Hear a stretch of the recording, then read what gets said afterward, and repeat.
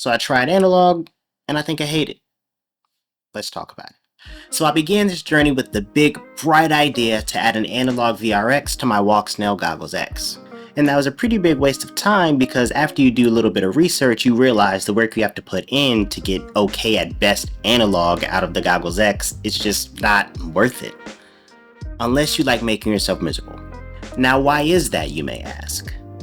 Well, for one, the SpeedyBee VRX that I wanted isn't supported by the Goggles X, which means I would have had to make an AV to HDMI adapter just to get it to work.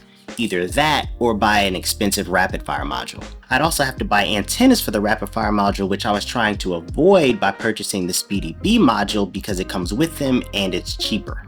The other roadblock I hate was the Goggles X not being able to record analog DVR. And as someone who does YouTube, I'd like DVR to show you guys. So to get around that, I would have had to purchase a PowerPlay DVR module. Walksnail did release an analog compatibility module that you can get for free if you already have the Goggles X. You do have to pay for shipping though, but whatever, it's just $10. In the grand scheme of things, it's not that much. However, I wasn't expecting having to attach something extra to my goggles in order to get analog to work. And it still doesn't record DVR, which makes it useless to someone like me who actually needs to record video. So I most likely will not be using this, and I just got it because it costs virtually nothing.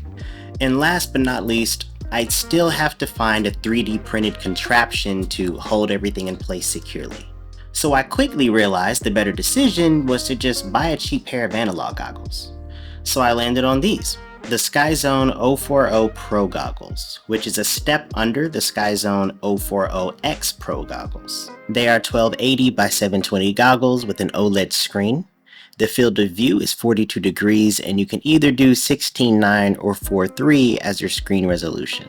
They also come with an embedded steady view module, which I think is version 3.3. There's a few more things as well on the spec list that I'll post on the screen here so you can take a look. I guess one of the bigger things to take a look at on the list is the DVR format these goggles record in, which is MJPEG instead of H.264. And basically what that means is you're going to have good quality video, but the file sizes are going to be larger.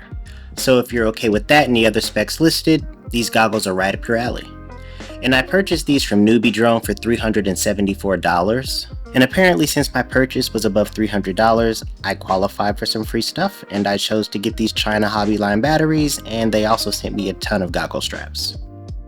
For the antennas, I went with an Ethics Mad Mushroom V2 omnidirectional antenna and an Ethics Crosshair Extreme directional patch antenna.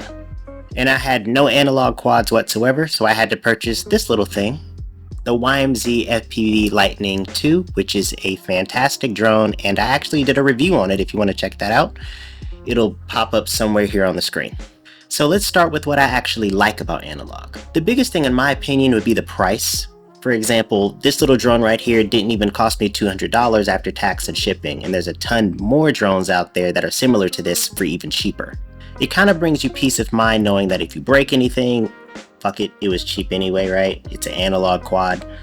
You could just replace it with ease. It's also a relief not having to worry about the most optimal settings for the best video quality. If you really wanted to, you could touch some things up in the settings, but to be honest, to me, it's kind of pointless because it's analog and outside of setting the video on the right channel, who cares?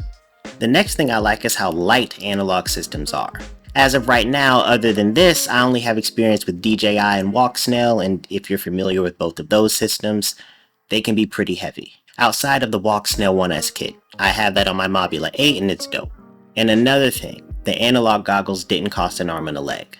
They can definitely get expensive though, like $600 expensive, which completely surprised me.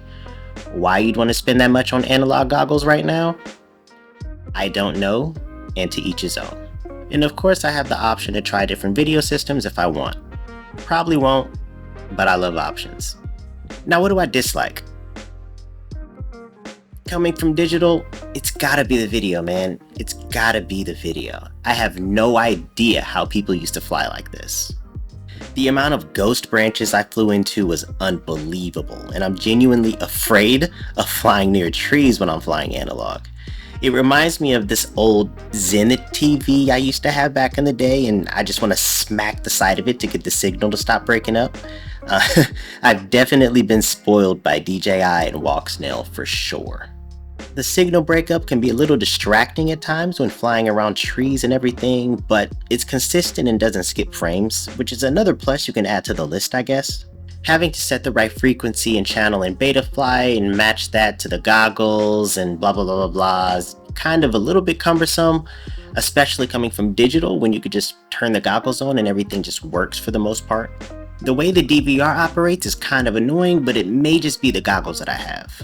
They're supposed to start recording automatically, but if I don't press the button to get the ribbon to pop up at the top of the screen that shows the channel and the frequency and whatnot, it won't do it. It's not really a big deal, and it could potentially be the way I have the goggles set up, but either way, I've missed a few good flights because of this. It's kind of annoying. It is what it is. And as someone who does YouTube, you all deserve great video quality. I mean, if this was a 5-inch, I'd just throw an action camera on top of it, right, and everything would be good to go, but that's not the case here. But to be honest, I don't see myself flying anything bigger than a 2-inch drone with the analog anyway. I'll probably gravitate to Walksnail more, or from time to time pick up an analog drone if I want a different feel or just want to try something out for a review. But yeah, if I could find a Walksnail version of a micro, I'll probably look at that first before anything, at least until I try HD0. So let me know what you think in the comment section. Do you prefer analog? Do you still fly analog? Or do you like digital more?